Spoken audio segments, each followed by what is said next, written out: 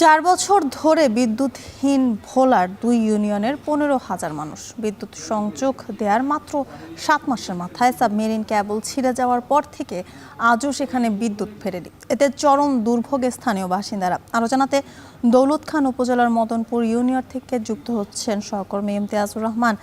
ইমতিয়াজ, ভোলার ২ ইউনিয়নের ১৫,০০০ মানুষ বিদ্যুৎহীন অবস্থায় রয়েছেন। এই সমস্যার সমাধানে কি বলছেন কর্তৃপক্ষ?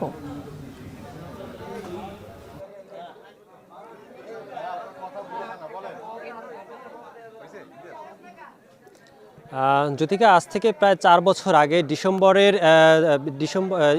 একুশে ডিসেম্বর কিন্তু ভোলার বিচ্ছিন্ন দুটি চর, বিশেষ একটি ভোলার দৌলত খানের মদনপুর এবং অপরটি ভোলার কাচিয়ার মাঝের চর ইউনিয়ন, এই দুটি ইউনিয়নকে বিদ্যুৎ সংযোগের আওতায় আনে পল্লী বিদ্যুৎ। কিন্তু বিদ্যুৎ সংযোগের প্রায় ৭ মাস অতিবাহিত হওয়ার পরে অনির্দিষ্ট কারণ দেখিয়ে কিন্তু সাবমেরিন কেবল বিচ্ছিন্ন হওয়ার দেখিয়ে কিন্তু ভোলার এই দুটি চরেরই কিন্তু বিদ্যুৎ বিচ্ছিন্ন হয়ে পড়ে। এর বিচ্ছিন্ন হওয়ার প্রায় ৪ বছর পেরিয়ে গেলেও কিন্তু নানা আশা প্রত্যাশার পরেও কিন্তু এখন পর্যন্ত এই দুই চরের বিদ্যুৎ কিন্তু এখন পর্যন্ত সংযোগ আসেনি বলেও কিন্তু এলাকাবাসী বলছে। কিন্তু আমরা এলাকায় এসে যেমনটা এলাকাবাসীর সাথে কথা বলেছিলাম, তারা বলছে যে এই বিদ্যুতের আশায় কিন্তু তারা বিগত সময় সোলার প্যানেলে তাদের কর্মজীবন বা জীবনমান পরিচালিত হতো, কিন্তু বিদ্যুৎ যখন চলে আসে তা সোলার প্যানেল নষ্ট হয়ে যায়, একরকম অকেজো হয়ে পড়ে। কিন্তু বিদ্যুৎ আনতে গিয়েও তাদের প্রতিটি পরিবারকে প্রায় ১০ থেকে ১৫,০০০ টাকা, কোনো কোনো ক্ষেত্রে ২০,০০০ টাকা কিন্তু বিদ্যুৎ চার্জ দিতে হয়েছে। এত টাকা দিয়েও কিন্তু তারা নিরবিচ্ছিন্ন বিদ্যুৎ তারা পায়নি। বিদ্যুৎ না পাওয়ার কারণে কিন্তু এখন তারা মানবত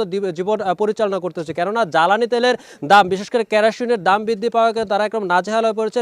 সন্ধ্যা হলেই কিন্তু এলাকায় একরকম ভুতুরে পরিবেশ সৃষ্টি হয়। প্রায় দুই ইউনিয়নে প্রায় ২০ থেকে ২৫,০০০ মানুষের বসতি।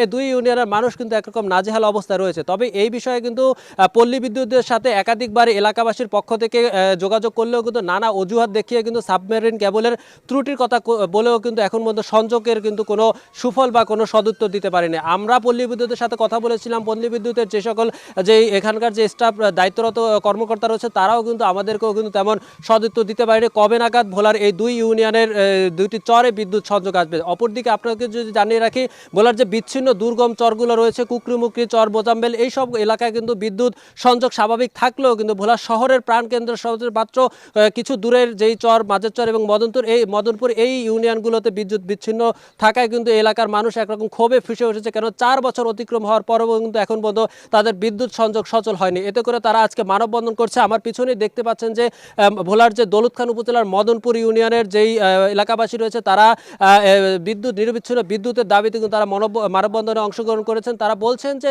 যতক্ষণ পর্যন্ত তাদের বিদ্যুৎ সংযোগ সচল না হবে তারা তাদের যে দাবি দাবা এবং আন্দোলন সংগ্রাম তারা চালিয়ে রাখবে। তারা বলছেন যে এই মানববন্ধনের পরপরই তারা জেলা প্রশাসন এবং যে পল্লী বিদ্যুৎ রয়েছে সেখানে তারা স্মারকলিপি প্রদানের কথাও কিন্তু এই মানববন্ধন থেকে আমরা জানতে পেরেছি।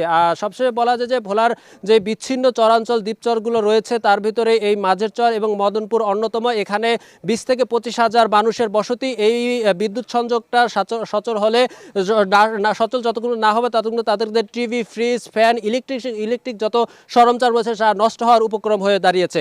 তো এই ছিল আমার কাছে ভোলার মদনপুর ইউনিয়ন থেকে সর্বশেষ তথ্য। জ্যোতিকা, বিস্তারিত জানাতে যুক্ত ছিলেন ইমতিয়াজুর রহমান।